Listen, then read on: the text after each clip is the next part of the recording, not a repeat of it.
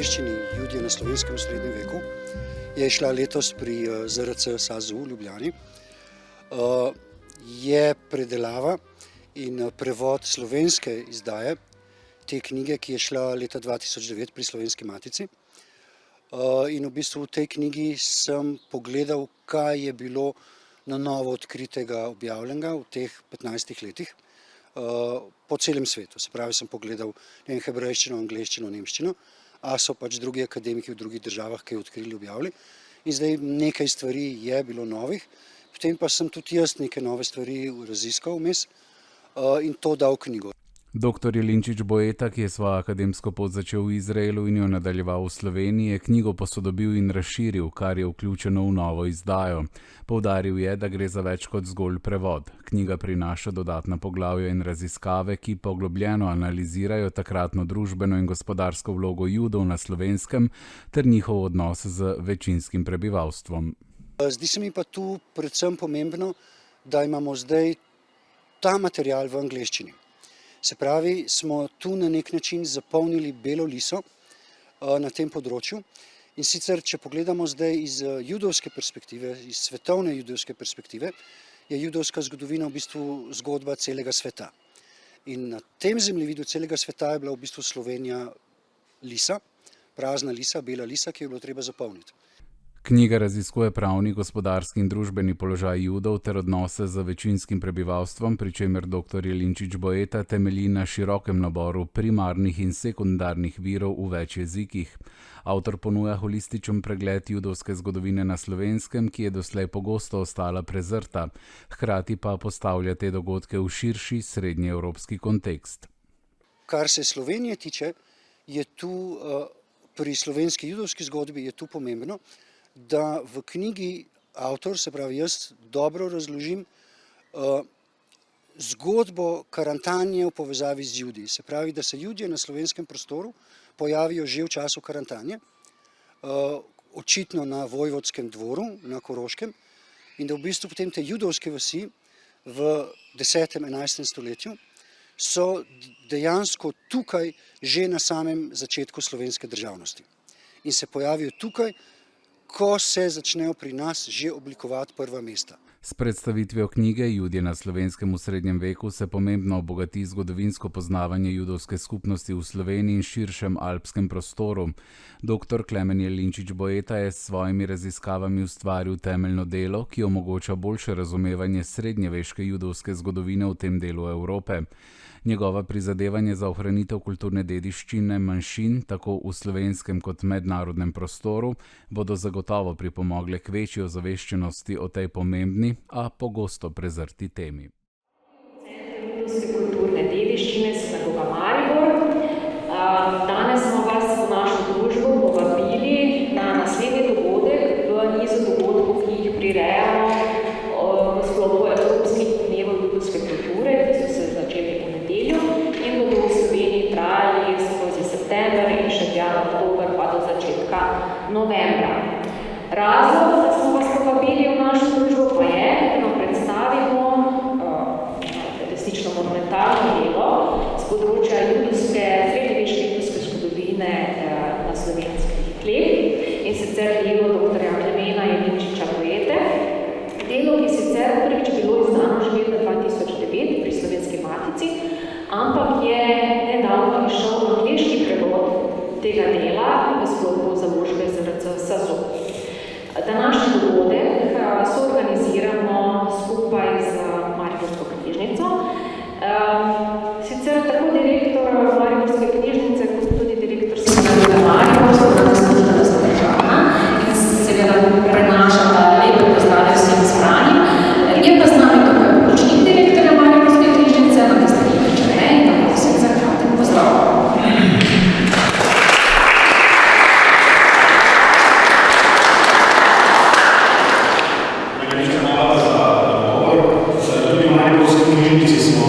Izredno veseli, da lahko v Mariboru sodelujemo z Zavodom organizaciji tako lepih dogodkov, seveda tudi pomembnih. Vsekakor se zavedamo, kako pomembno je negovanje znanja o kulturni dediščini, o zgodovini mesta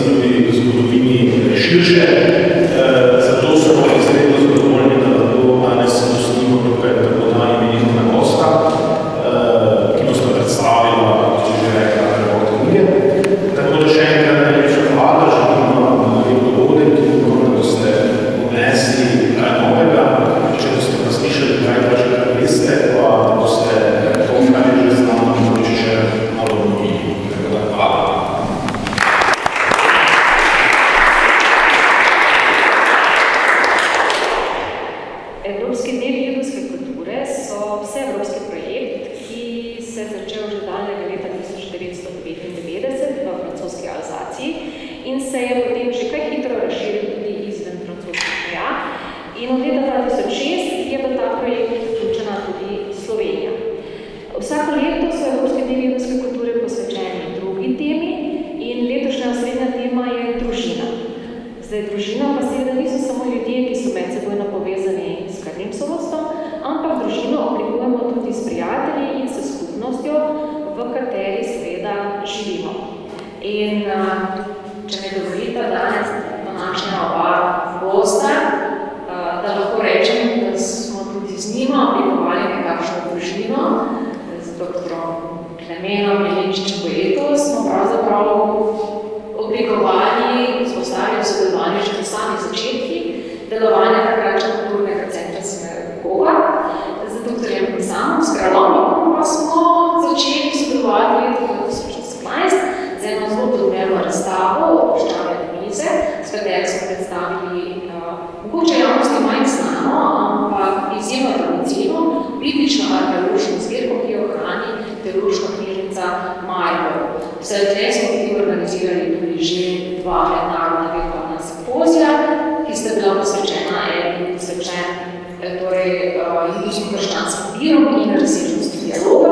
Drugi simpozij bil pa posvečen vprašanju vpliva religije na politiko in javno življenje na Bližnjem vzhodu. Zdaj, ko sem se pripravljala malce za današnji dogodek, sem seveda še enkrat aktivno dogodko poznam delo obeh naših sogovornikov oziroma nastopajočih gostov. Sem malce preletela spet to bibliografijo in dobila kar nekakšno teoremo, kljub temu, da nisem sama začetnica v tem poslu, da tudi sama živim nekaj v judovski kulturi, v judovski dediščini in tradiciji. Ampak vendarle, ni vsak dan, da imam ob sebi dva takšna raziskovalca in zato me dovolite, da jo kratko predstavim, ampak jo bom predstavila tako, da bom prebrala. Klemen Jelinčič Goeto je bil rojen v Ljubljani in pri 18 letih se preselil v Izrael, kjer je leta 2000 na Univerzi v Tel Avivu diplomiral iz antropologije in sociologije. Po vrnitvi v Ljubljano je nadaljeval z doktorskim študijem na Filozofski fakulteti Univerze v Ljubljani in tam leta 2009 prejel naziv doktorja zgodovinskih znanosti. Tema njegove disertacije je bila prav Judje na Slovenskem v srednjem veku. V naslednjih letih se je kot avtor podpisal pod kar lepo število knjig s področja judovskih študij v slovenščini, na primer Kratna zgodovina Judov, pa Judje na Slovenskem, Judje na Slovenskem v srednjem veku in uvod v judovstvo. Napisal je tudi lepo število akademskih in strokovnih člankov ter esejev o srednjeveškem življenju v Sloveniji, tako v slovenščini kot v angleščini. Pripravil je več radijskih oddaj, nekatere izmed njih tudi o splošnih družbenih vprašanjih ter antropologiji in sociologiji, na primer o religiji in krščanstvu. Slovenščina je prevedel Koran in antično krščansko apokrifovo besedilo Henohova knjiga ter seveda različno hebrejsko leposlovje, na primer dela Daleta Grozmana, Karla Levina, Samija Mihaela in tako dalje. Leta 2012 je v sklopu zbirke Antologije Vitlenice pripravil, kar pomeni izbral, uredil in prevedel antologijo sodobne književnosti Enzo Agdata. Od leta 2013 je začel v revijah za literatura, sodobnost, poetiko in tudi na radio objavljati pa še svetno poezijo. Naj povem, da je v času pred Mariborom oziroma nosil naslov Evropske prestolnice kulture kot strokovni sodelavec sodeloval tudi pri pripravi odmernega dokumentacije Marpurgi, režiserja kolesa Jurija Šiviča. Pa naj še nekaj njegovih knjig, recimo Vzhodne cerkve kratko, Protestantske cerkve in skupnosti, pa na primer pred nekaj leti je šla tudi knjiga Jeziki in ljudstva Evrope, ki je šla tako v slovenščini kot v angleščini. No, doktor Samo Skralomnik pa prihaja iz Radova v Dravi. Končane splošni gimnaziji, naravno teološke, se je vpisal na univerzitetni v predmetni program zgodovine in teologije, ki ga izvaja Teološka fakulteta v Ljubljani, enota v Mariboru in pa Filozofska fakulteta v Mariboru. Študije zaključil leta 2009, tako zatem pa je na Teološki fakulteti v Ljubljani nadaljeval z doktorskim študijem teologije pod mentorstvom docentke doktorice Snežne Terezije Rečko. Doktoriral je leta 2015, njegova doktorska disertacija pa je nosila naslov Pomen in interpretacija o življenju ali desetih božjih zapovedi, semantične študije besednega polja HD in Torej, gre za semantično analizo hebrejskih. Leta 2015 sem postal asistent na teološki fakulteti in potem leta 2012 doprosti sama. In pa potem leta 2017 tudi docent. In naj povem, da tik preden je bil izvoljen v naziv docenta, je dobil tudi posebno priznanje. In sicer odlikovanje študentskega sveta teološke fakultete za najboljšega asistenta. Torej ima tudi zelo bogate izkušnje na področju pedagogike. Od leta 2014 deluje tudi v uredniškem odboru revije Intimnost in dialog, to je recenzirana znanstvena revija Inštituta Stanka Janežiča in kar nekaj let je prevzel tudi glavno uredniško palico te revije. Sodeluje tudi pri izvajanju različnih svetopisemskih predmetov na Katechetsko-pastoralni šoli v Mariboru, Murski Soboti in Celju. In če še nakratko omenimo samo nekaj področij njegove raziskovalne prednosti in pedagoškega dela, recimo posveča se vprašanju izvirnosti in prepletenosti judovstva, krščanstva in islama, monoteizmu, gospodarstvu na judovstvu, etike recimo v Svetem pismu, biblične antropologije in družine v Svetem pismu in tako dalje in tako dalje. V prostem času, ki ga pa sicer nima na pretek, pa sta njegova zvesta, spremljevalca, kitara in fotoaparat. Tako, zdaj pa predajam besedo našima gostoma.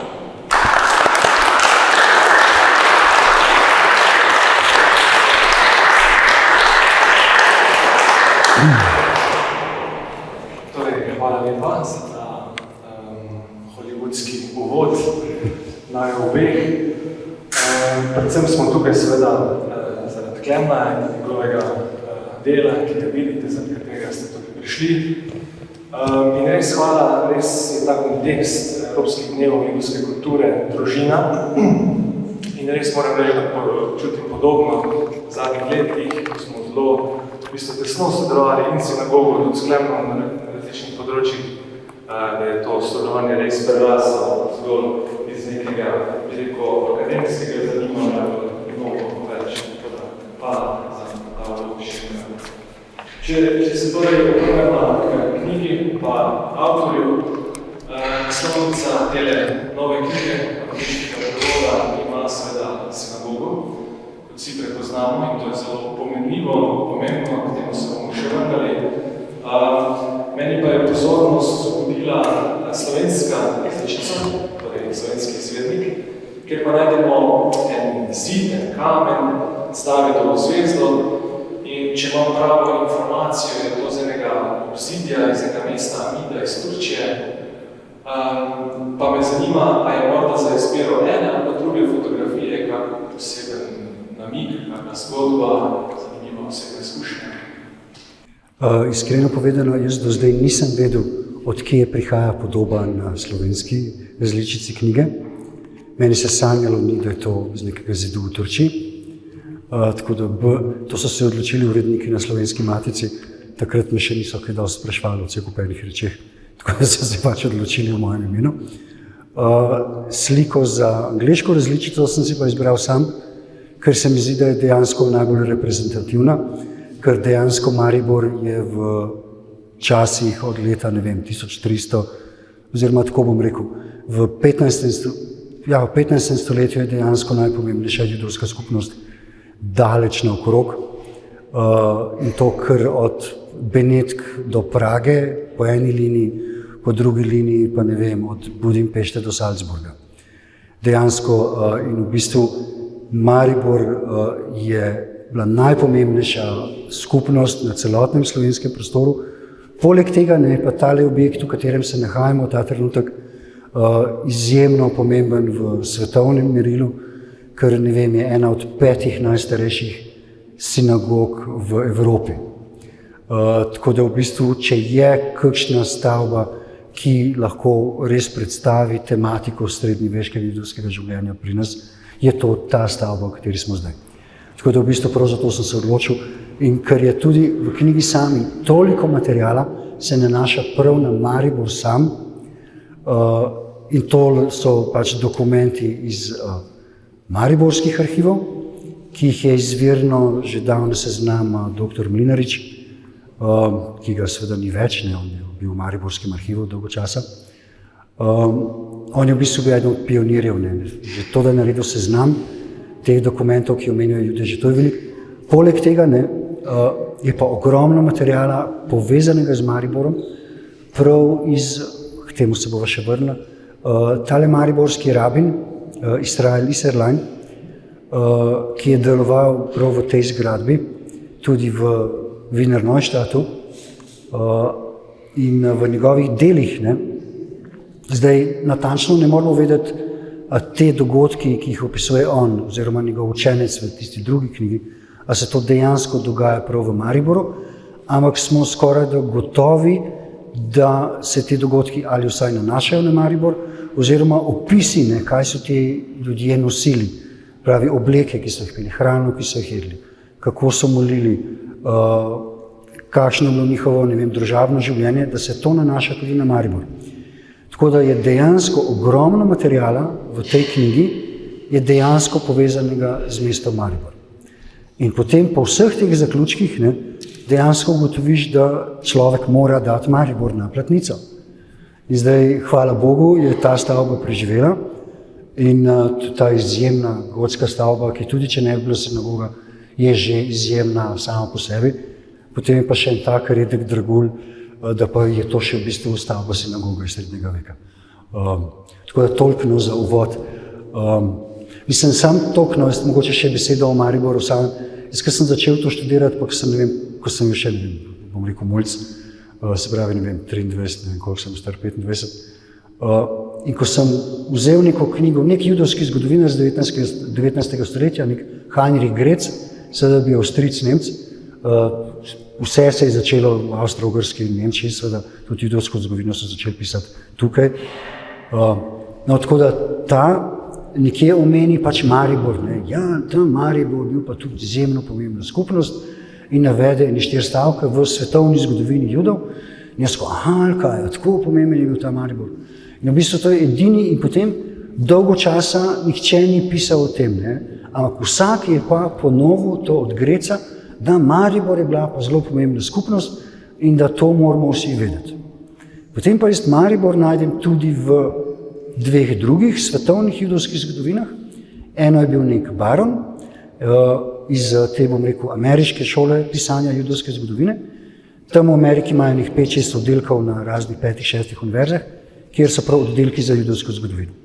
No in ta baron je bil eden od njih napisal 16 knjig, tako mislim, da je en meter je dolgo na polici. In tam on že malo več govori o Mariboru in sem me kar kap zadela.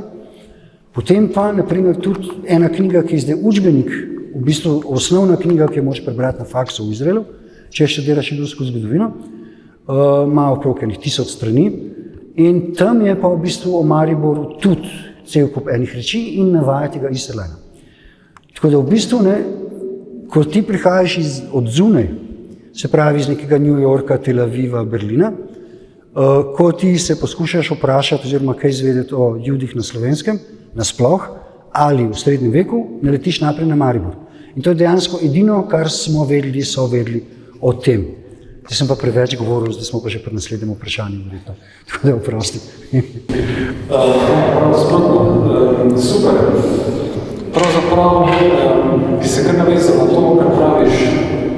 Se pravi, zaslediti, mislim, po eni strani je to odsotnost zavedanja pomena mariborske sinagoge, mariborske judovske skupnosti, pač tak stereotip pri nas dosti tega, pa bi bili veliko bolj ponosni, kot vidimo tudi iz te študije. Po drugi strani pa dejansko pred tvojo študijo ni bilo neke monografije, saj na akademskem področju ne, torej lahko smo pogledali Zoom, videli neke drobce, recimo knjiga, monografija, ki bi se osredotočala na naš prostor, na naše pokrajine, notranjo Avstrijo. Tega je bilo odsotno, sploh pa recimo, da bi upoštevala judovske in nejudovske vire. In sam že v uvodu opozarjaš na eno past, v katero se pogosto ujamejo raziskovalci, to je, da ko pišeš, recimo v tem primeru o Judih, da pravzaprav ni dovolj poznati samo Jude, judovsko skupnost, judovske običaje, pač pa da je potrebno poznavati kontekst gospodarskega, političnega odnosa do oblasti, kar ni enostavna naloga, ker pomeni hkrati, da si ne samo raziskovalec judovstva, si tudi zgodovinar, arheolog, način vse skupaj. Kako si se spoglemal s to nalogo, kako dolgo je v bistvu trajalo, s tem tudi malo ciljam, verjetno že na doktorsko raziskovanje. Odkot motiv za to?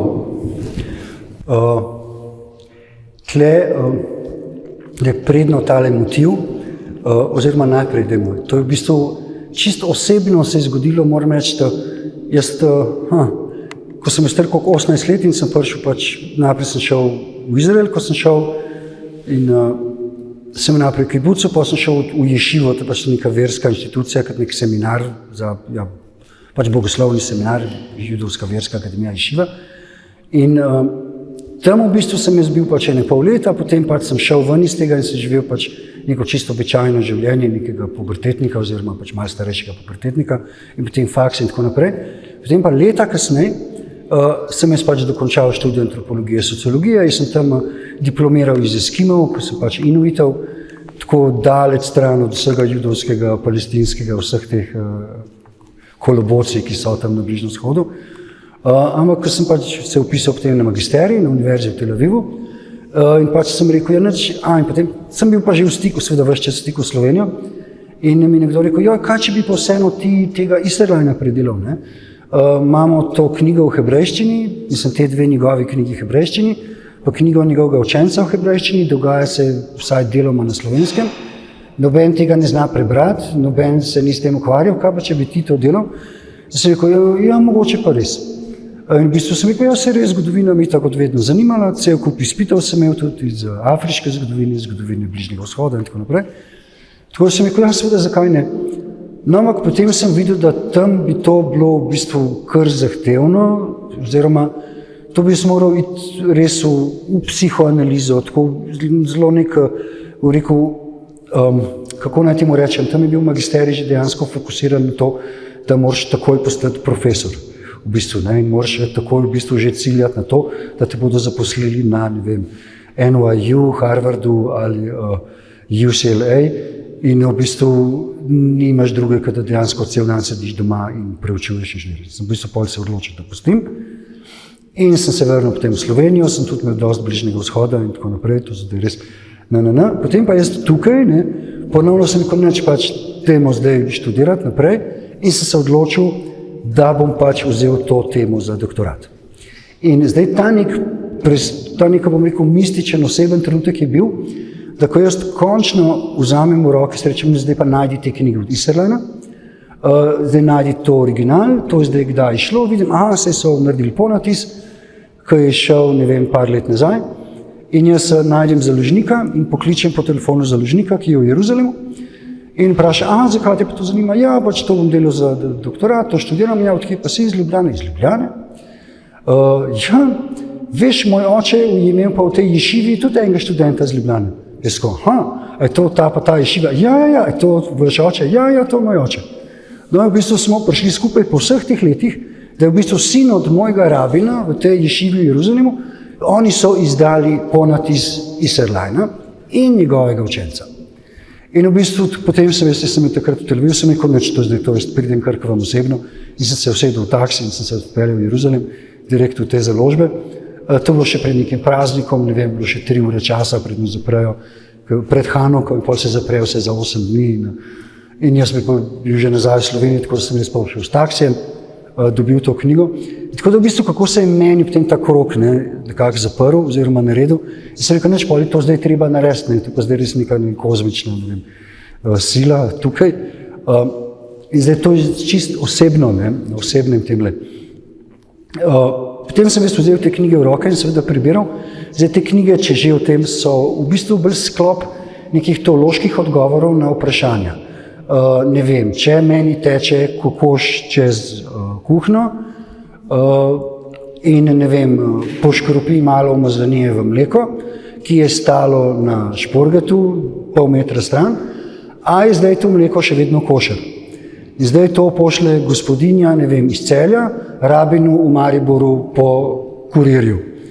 In zdaj ta rabin reče, ja, to je zelo seveda pomembno vprašanje, zdaj ja, bo to veliko čisto, ker zdaj bodo ta moj odgovor brali tudi tisti v Varšavi in v Jeruzalemu in ne vem, v Barceloni in seveda jaz moram zdaj to pametno odgovoriti.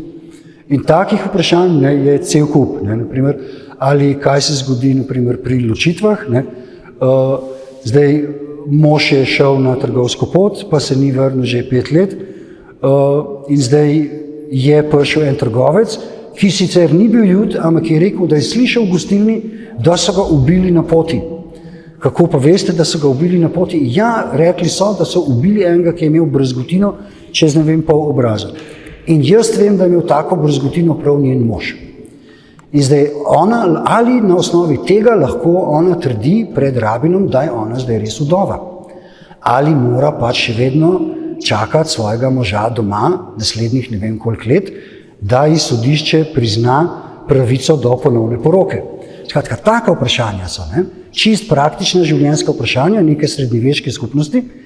In zdaj znotraj takih vprašanj pa mi najdemo cel kup nekih podatkov, naprimer, da v Mariboru, da ob petkih so imeli težave z nakupovanjem rib, ker so hoteli jesti ribe, oni ob petkih, ampak so že kristjani vse ribe pokupili, ker kristjani jejo ribe v petkih. In zdaj so oni že pokupili, ne vem kaj vse krape, ščuke, ne vem kaj je bilo v Dravi. In zato za lokalne ljude zmanjkalo rib in so pač jedli, ne vem, piščanca ali pa tudi vsake toliko govedino. No, ampak, naprimer, to potem zveš, ali pa cel kup takih nekih detaljev se potem zve iz vrste teh vprašanj o konkretnih trenutkih iz življenja teh ljudi. Tako da toliko, no. Zdaj, kar se pa tiče tega vprašanja, malo skačem, ampak se nič hudega, tega vprašanja, kako zdaj povezati, to moraš študirati seveda judovsko zgodovino, ta notranji svet, kako so oni živeli čist neodvisno od krščanske okolice. In seveda moraš poznati tudi splošno zgodovino, spravi v slovenskem primeru slovensko zgodovino. In zdaj tu bi jaz v bistvu samo en detalj, da res da ne govoriva 6 ur, tle se mi zdelo to še posebej pomembno pri angleški verziji. In sicer za nas, če rečeš Karantanja, je vsem popolnoma jasno, kaj je Karantanja, če rečeš Velikovec, je popolnoma jasno, da ne vem, je bil, kje je gospa sveta, kaj je Krnski grad in vse to, to je nam popolnoma jasno. Zdaj, ko pa ti nekemu Amerikancu, Angležu ali Izraelcu napišeš te reči, pa seveda njim ni nič jasno. Zdaj, tu naj še skočim na eno drugo temo, namreč, mi vsi vemo, da znotraj angleškega zgodovinopisja v angleškem jeziku, znotraj zgodovinopisja v nemškem jeziku, je neke vrste diskriminacija, negativna diskriminacija do vsega, kar je slovansko. Zdaj seveda o tem nihče več ne govori, zdaj govori o druge vrstih diskriminacijah, ampak vsi so nekako pozabili na to, da so še, ne vem, 50-60 let nazaj na Slovane gledali kot nekaj manj vrednega. In to je bilo prisotno tudi v uradnem zgodovinopisju Avstrije, Nemčije, Francije, Anglije in tako naprej. Zato imamo tudi tako malo knjig o slovanskih narodih v angleščini. Naprimer, cel kup posledic je o tem, ampak ker so pač drugi časi in ker govorimo, ne vem, o postkolonializmu in so problemi Zanzibarja bolj pomembni od nekih drugih, se o tej, bom rekel, paradigmi, o tem negativnem odnosu skoraj da ne govori več in so nekako pozabili na to. In zato, naprimer, tu znotraj tudi je ta predsodek tudi znotraj judovskega zgodovinopisja. In zdaj to se najprej nanaša na vse slovanske dežele. Joj, Slovanija, vse to ni toliko pomembno, Majasi, Poljaki, Čehi, Rusi, to je itak vse isto, itak je to vse en jezik. Se še zasledi ta odnos. Ne? In kaj šele do slovenskega prostora. Tako da meni se je zdelo pomembno v tej knjigi za neke ameriške, angleške, skratno za bralce, ki bodo to brali v angleščini, ki niso Slovenci, ki ne znajo slovensko, da jim nekako razložim tudi slovenski prostor v tistem času. Tu se mi je zdelo pomembno predvsem to, in to sem naredil tudi zemljevid noter v knjigi, ki ga ni v slovenski verziji, in sicer, da se pokaže temu angleškemu bralcu, da naprimer leta 800, tam sem dal prav letnico, mislim, da je 880, takrat je bil cesar Arnulf Koroški. Tudi Slovenci smo nekako malo zanemarili ta del naše zgodovine, zaradi našega pristopa do naše zgodovine. Arnulf Koroški je bil zadnji karolinški cesar po očetovi liniji. Spravi, po očetovi strani je bil on potomec Karla Velikega. On je bil zadnji tak cesar. Potem sta bila še dva cesarja Karolinga, ki sta bila pa po mami Karolinga. Spravi, Arnulf Koroški je bil zadnji. Zakaj je zdaj ta Arnulf Koroški pomemben? Reče se mu Koroški. Zakaj se mu reče Koroški? Ker je odraščal na Koroškem. Odraščal je nekje med Celovcem in Gospod Sveto v Mošburgu ali po slovensko Blatogradu. Zdaj ni čisto jasno, je bila njegova mama lokalna slovenska plemkinja ali bavarska plemkinja. Dejstvo je, da je odraščal na Koroškem, govoril je slovensko in je tudi živel in se upletel v politično življenje na Koroškem in je dejansko, ko bil njegov oče kralj vzhodnega frankovskega kraljestva, je bil ta Arnulf vladar Karantanje. In on je potem s pomočjo karantanskih vojakov, spravi Slovencev, in nekih bavarskih vojakov s prestola vrgel svojega strica. In tako je on postal cesar.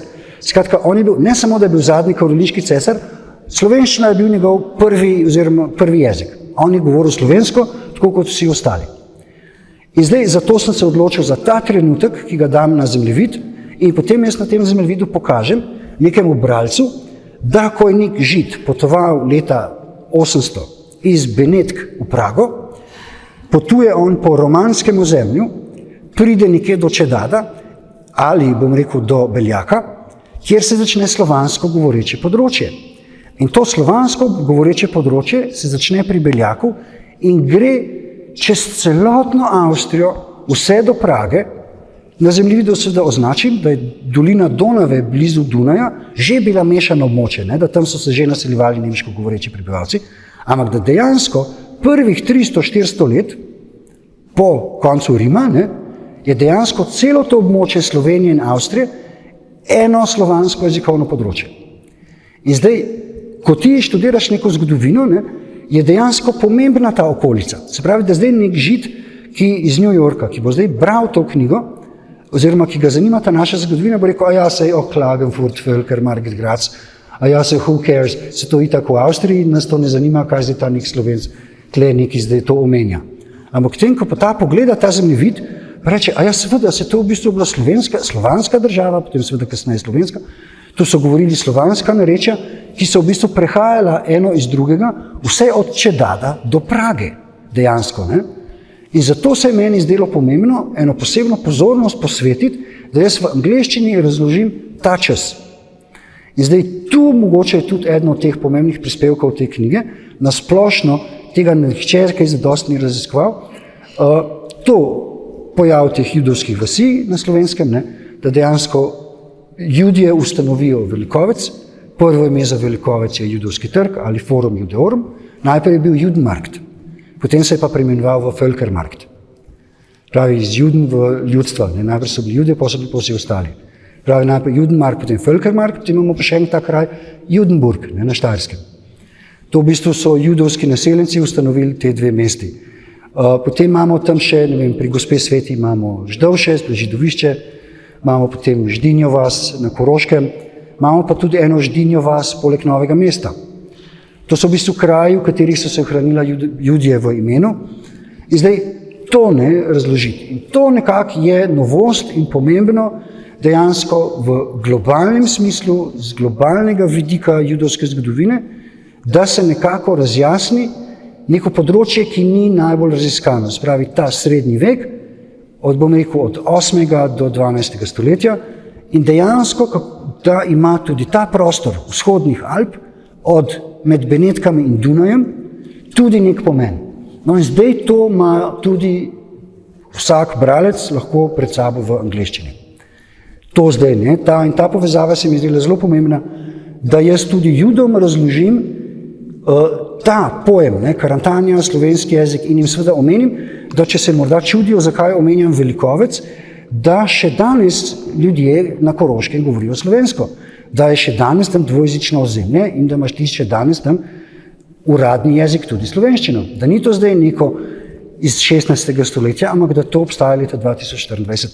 Ker v nemški strokovni literaturi ne, niti ene same omembe, da na avstrijskem Koroškem še vedno govorijo slovensko.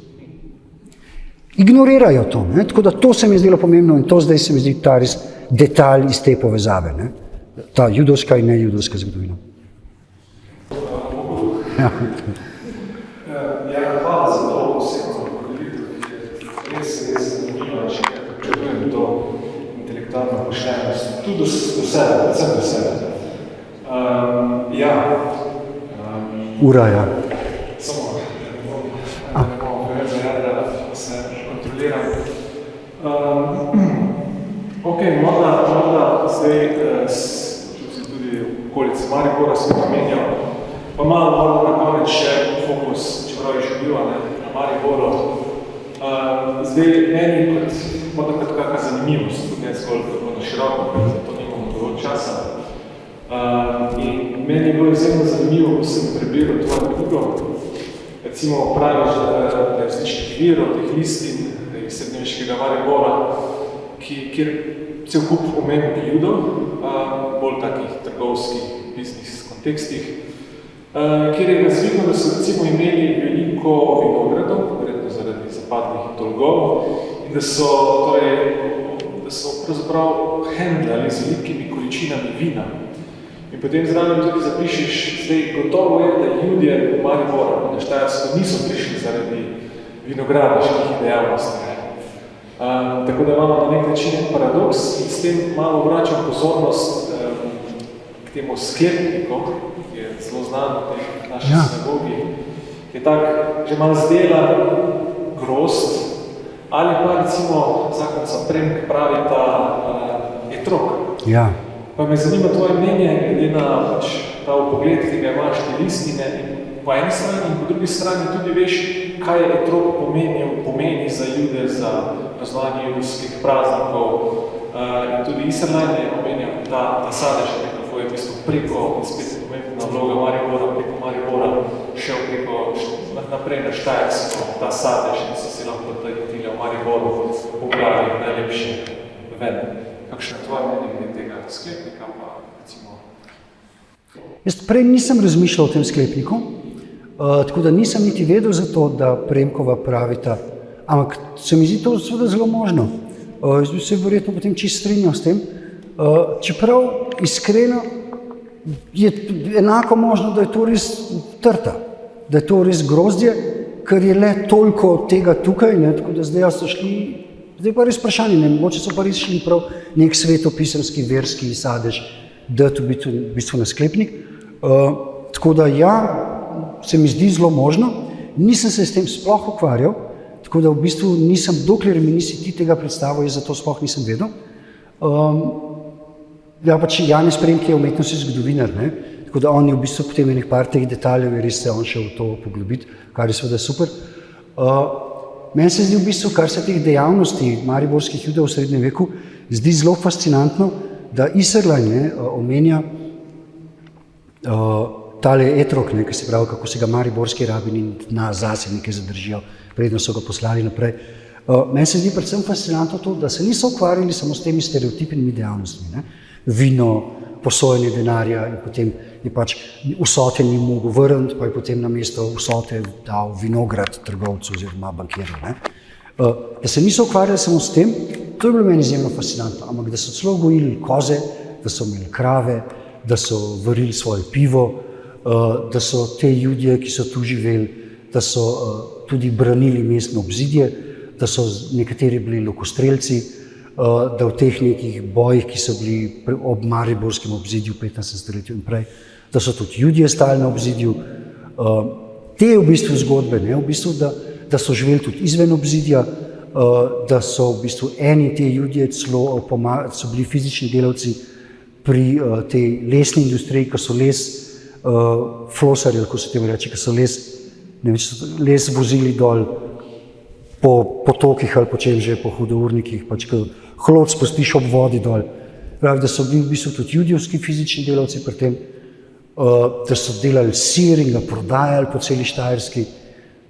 To v bistvu, ne, potem, ko ti zdaj gledaš z neke slovenske perspektive, se ti zdi to, jaz seveda je to kaj čudnega.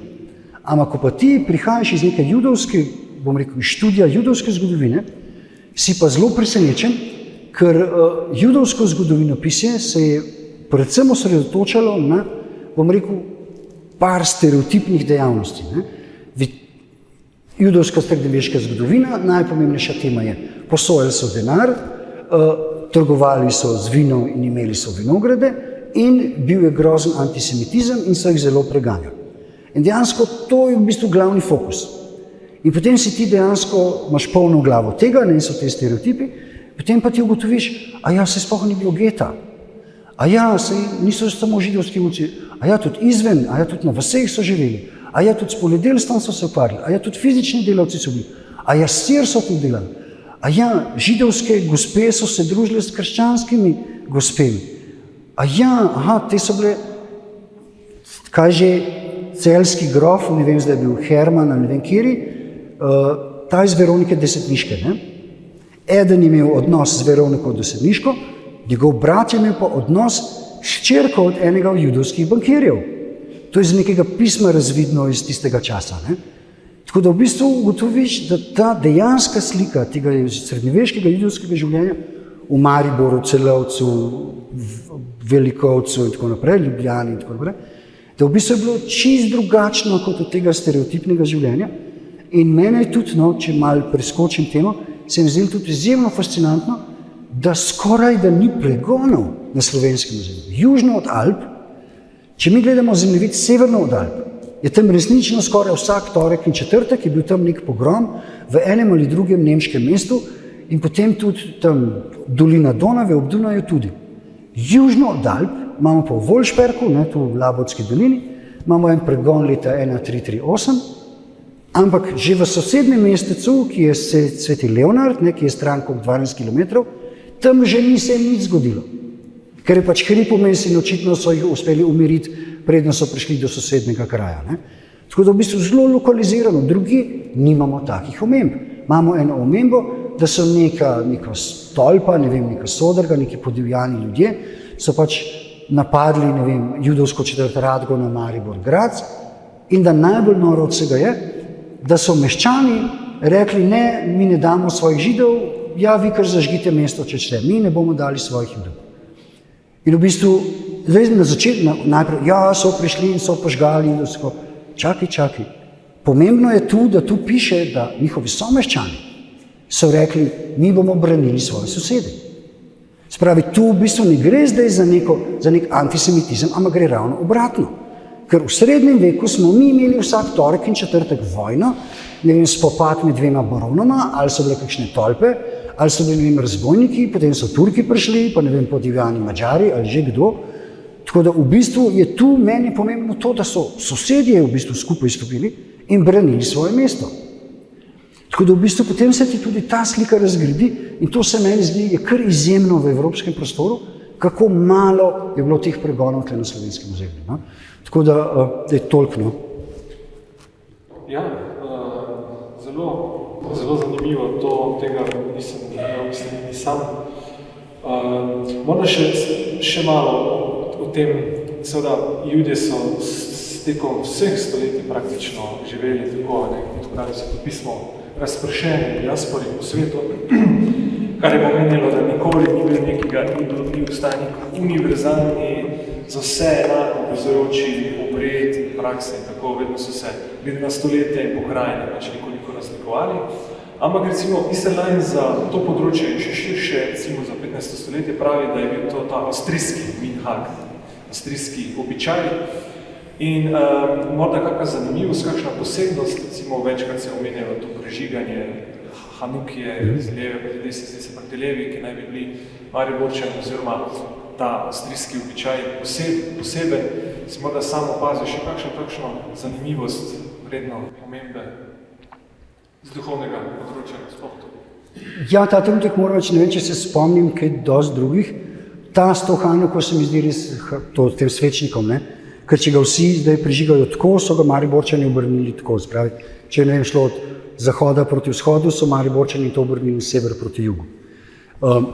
Zdaj, mogoče tu je treba reči, ne, da ko imamo mi zdaj gledamo pač Judje, Židje, ne, to vse je pač ista vera, isti običaj, ampak vse to v bistvu v osnovi velja, ampak če vzamemo, ne vem, katolištvo, ne, pač tu smo večinoma katoliki, ne, pa luteranov, no, kalvinistov, nekaj dosti. Pravi, v bistvu je povsod isti ritual, ne, povsod je v bistvu ista vera, vse je, maša je ista, v Ljubljani, ne vem, v Madridu in ne vem, na Dunaju, ne, je enaka maša. Pri Judih v bistvu so pa nastale majhne razlike v molitvah in zdaj ene so bile v bistvu tam na Bližnjem vzhodu, ne spravi Babilon, druge so bile nekako okrog Španije fokusirane. Eno področje pa seveda ta srednja Evropa, da rečem to Sveto rimsko cesarstvo, pravi Nemčija, Avstrija, Slovenija, Češka, in znotraj te Aškenazi, tako imenovani, in zdaj to so majhne razlike v teh obredih. Ne. Zdaj, na primer, to tako izgleda, da, ne vem, v Španiji ti prebereš eno molitev, v Mariboru si pa ti dodal še 10 vrstic iz ene druge molitve. Bistvena razlika, ne, če pa ti zdaj to prevedeš v sodobni čas, ko greš pa ti v Jeruzalemu v te ultraortodoksne četrti in ko greš ti v različne sinagoge, ena sinagoga je Buhara, spravi Uzbekistan, ena sinagoga je iz Gruzije, ena je nemška, ena je poljska, ena je hasidska, naprimer, ne, te različne. Kaj najprej opaziš? Najprej opaziš, da je melodija drugačna, da je izgovorjava besed drugačna. Oni spravi, kot češ narečja, ne? In v bistvu oni resnično ohranijo te razlike v melodiji in kakšen Izraelec, ki govori sodobno hebrejščino, bo prišel v poljsko sinagogo, on ne bo razumel, kaj berejo. Zato, ker je poljski način branja hebrejščine čist drugačen od sodobne hebrejščine. Ne? Sodobna hebrejščina izgovorjava je osnovana na španski izgovorjavi. Poljska, nemška, aškenaska izgovorjava je pa drugačna. Zdaj, ne vem, koliko poznamo to, ampak bom dal čist klasičen primer v ameriških filmih, hollywoodskih filmih. Včasih nekje rečejo šabat, spravi sobota, nekje pa rečejo šabes. Zdaj Woody Allen pa tem. In zdaj šabes je v bistvu ista beseda kot šabat, samo da se drugače izgovori. Ker te aškenaze, spravi poljski, nemški ljudje, so črko T na koncu vedno izgovarjali kot S. In potem v bistvu je tu cel kup nekih besed, ki so popolnoma drugače izgovorjene. In tako da velikokrat v ameriških filmih, ko slišimo hebrejščino, je ta hebrejščina izgovorjava z Poljske, Ukrajine, Rusije, spravi aškenaze. Ne? Ko gledamo pa kaj iz Izraela, pa ko kaj na poročilih vidimo, ko te govorijo hebrejsko, je pa to ta španska izgovorjava, ki je zdaj v Izraelu. In zdaj, spravi, to je zdaj, bom rekel, ta ključna. Ne? Tako da vsaka izmed teh običajev, spravi recimo, da so na celem tem področju Avstrije, od Dunaja, Maribora do Trsta, so nekako imeli isto melodijo, isti način izgovorjave. In zdaj, ker ni bilo neke osrednje avtoritete, ne, nekega, bom rekel, papeža, se spravi, in organizacije in tako naprej, spravi, vsaka skupnost so razmerno neodvisna, so se potem v starih skupnostih, ki so obstajali 300, 400, 500 let, sčasoma razvile neke posebnosti. In v srednjem veku, to tudi Iserland piše o tem, prav on nekako je v tistem času, ko so nehali uvajati nove običaje.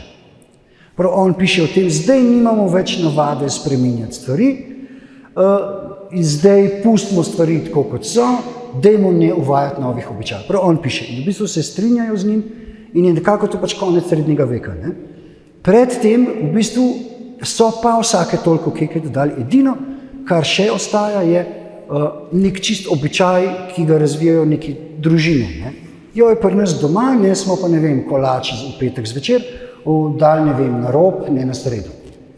Ampak to so res malenkosti, ne? Tako da v neki veliki sliki z velikega vidika ni nekih velikih razlik, ampak so pa dovolj specifične te mariborske razlike, da so dejansko zdaj omenjene v vseh knjigah. In zdaj jo nekateri sodobni slovenski judje so začeli pač prižigati zdaj to za Hanuko, ta svečnik na mariborski način. Tako da zdaj par ljudi je celo oživelo ta srednjeveški mariborski običaj. Res je dobra knjiga, res slovenska je zelo dobra, angleška sem pa res še pol popravil enih par stvari, tako da tudi tiste napakce, ki so se, ne vem, zgodile, so zdaj vse popravljene, tako da, ne vem, nek ameriški bralec, mimogrede, slovenska verzija, ne, je v knjižnici na Harvardu, je v kongresni knjižnici v Washingtonu, je v cel kup takih knjižnicah, v nacionalni knjižnici v Izraelu itak. Zdaj angleška, ne, in to so vse sami oni odkrili. Jaz sem pa to slučajno zvedel.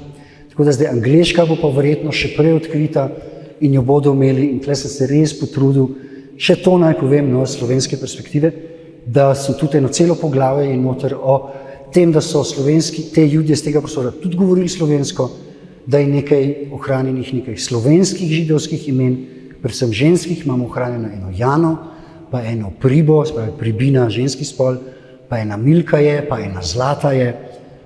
Skratka, da so govorili slovensko in noter sem dal tudi to, da naj prosim nekdo to ražišče nekega dne, da imaš očitno slovanski elementi v jidišu, da imaš očitno tudi slovenske elemente v jidišu. Ne?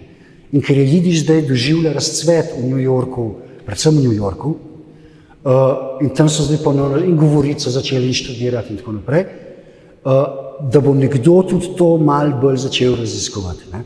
Ker imamo med cel kup, ne vem, v jidišu se reče dižabe, žaba, dikose, kosa, že, ne vem, cel kup potem pripeček je mesto pri peči, potem krečme je krčma, cel kup takih besed je. No, tudi temu sem namenil nekaj in to se mi zdi tudi pomembno. Ne?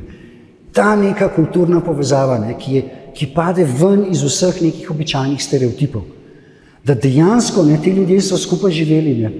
In zdaj te neki strokovnjaki, ki bo to brali ne samo v Izraelu, ampak predvsem ti ameriški, tam je cel kup teh oddelkov, cel kup teh ljudi, ki se ukvarjajo s tem, tako da bodo to tudi odkrili. No, in sem se res potrudil, da je dobro narejeno, da oni res dobijo celo sliko in slovenske plati in te judovske plati in globalne plati, tako da sem se res potrudil. Res dobra knjiga in tudi pri meni je to res epilog tega mojega ukvarjanja z vsem tem. No. Tako da jaz več ne bom o tem pisal, jaz mislim, da sem res vse napisal. No. Tako da še enkrat hvala. Jaz sem tako pobudistično hvala. Hvala lepa, imamo pač čas. Če je morda kako vprašanje iz strani publike, poslušalcev. Bom jaz izpisal. Ko smo se ravno pogovarjali o teh kulturnih knjigah, ki so tudi jeziku, recimo, odražajo, pa zdaj si ravno omenil, da torej so ljudje povzemali tudi recimo neke slovanske besede, recimo slovanska imena. Proti pa sama recimo važno, časno, ko spremaš pa katere sodobne izraelske serije, recimo določene izraze, ki zvenijo zelo domače,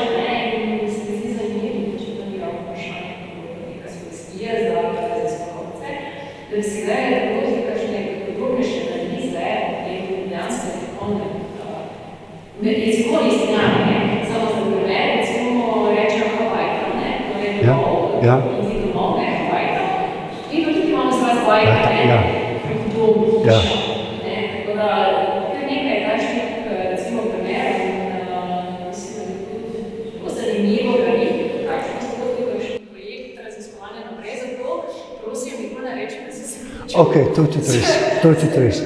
Ok, mogoče še kaj. V sodobni hebrejščini je ostalo par besed iz jidiša. Tako da, na primer, sodoben Izraelc bo še vedno, ne vsi, ampak kakšni bodo še vedno rekli šteker. Potem se reče, na primer, zadnjič me je šokiral, nisem vedel, da v nemščini se reče švicer je nekdo, ki se hvali. In to sem zadnjič videl, da koroški Slovenci uporabljajo besedo švicer. In sem bil šokiran, ker vem, da se v hebrejščini isto reče. In oni so to seveda iz jidiša prevzeli. Mene je bilo tu, na primer, fascinantno pri jidišu, da je skoraj da cel kup besed je skoraj da identičen, bom rekel, tem slovenskim popačenkam iz nemščine. Ne vem, tihl, to je una ruta, ki imajo židinje na glavi, na primer, tihl, pač ruta, ne, vsaka ruta. Cel kup teh besed je in v bistvu tle je meni fascinantno, kako, ker imamo izvirno nemško besedo, ne, potem pa končni rezultat, zdaj slovenska, ne vem, popačenka, jidiš beseda, ki sta pa identični. In zdaj, dolg časa bila teorija, da se je jidiš razvil tam v severno Porenje, Köln pa to, zdaj pa v bistvu v zadnjem času je pa se vedno bolj prevzema idejo, da je jidiš dejansko nastal ne samo tam, ampak tudi ob Donavi in predvsem to je ta fora, ne, navezava na slovenščino, predvsem na področju notranje Avstrije. In največjih teh strokovnjakov stalno ponavlja, mi ne moremo mimo tega dejstva, da je jidiš se dejansko izgovarja kot nemška narečja Koroške in Štajerske. In da v bistvu to je čas, ko se začne oblikovati zgodnji in star jidiš. In zdaj v bistvu to je res še na začetku, ne? Ampak seveda potem jidiš, ne, v 19. in 20. stoletju, pravi do holokausta, ne? To je seveda res pojav, ki se predvsem tiče Poljske, Ukrajine, Belorusije, Litve in teh koncev, ne? Seveda Judje tle so šli, ne, v 15. stoletju, v 16. je že konec. Ampak da je tisti čas v bistvu ključen za nastanek jidiša in to ne je tako presenetljivo, to je nek Weinreich, nek njegov oče je naredil, ne vem, tak slovar jidiša, se pa niso do konca naredili, tako naprej. Tako da v bistvu pri teh zgodnjih fazah jidiša dejansko se ne more mimo te Karantanije, ne more se mimo slovenskega prostora, srednjeveške Slovenije in to je najbolj fascinantno. Tako da jaz mislim, da nekdo bo še to šel raziskovati in jaz to tudi omenim v enem stavku, sem rekel, jo, je to zdaj dovolj akademsko, a smem jaz to omeniti in sem omenil to, no, da so te jidiš besede osupljivo podobne slovenskim popačnikam iz nemščine. In tako, nisem napisal, prosim, če lahko to nekdo razišče, ampak skoraj da, no, da sem isto to omenil. Ja, so one res nenavadne povezave. Tukaj noč so bili 500 let nazaj. Tle je bila verjetno ta svetopismo, rokopisne, in tle so klopi, verjetno je bilo, to bilo, ja, ženske so verjetno, na začetku so ženske še bile ne preveč stranjene, pa so dali zaveso, v Mariboru niso zgradili posebne sobe za ženske. Ampak ženskam se ni toliko dali sinagogo. Ni bilo toliko obvezno, tako da so Majana grejo, tako kot na slovenski vasi velikrat, ne, grejo, ne vem, ženske grejo k maši, moške v gostilno, pri Židih v srednjem veku je bilo skoraj da malce obratno. Jana grejo ne moliti, me imamo kaj bolj pomembnega za početi. V bistvu ne skoraj malo tako, ne, čeprav pretiravam, ampak stereotipno, ne. Tako da so bili tle moški verjetno, pa tudi ženske ob strani, tle je bilo to svetopismo v rokopisu, vsi so bili bradati večinoma, vsi so imeli pokrite glave, vsake toliko je prišel kakšen plemič noter ali pa trgovec in je tle na sredi sinagoge proglasil kakšno pogodbo, ker ko jo javno proglasil, ne, so pa vsi vedeli za njo in je bila potem zares veljavna. Tako vse kot takih, spravi, skozi dolžnice, pufe so objavljali v sinagogi, da so vsi slišali. 500 let nazaj, ali koliko je? 500? Ok, res dosti, hvala še enkrat.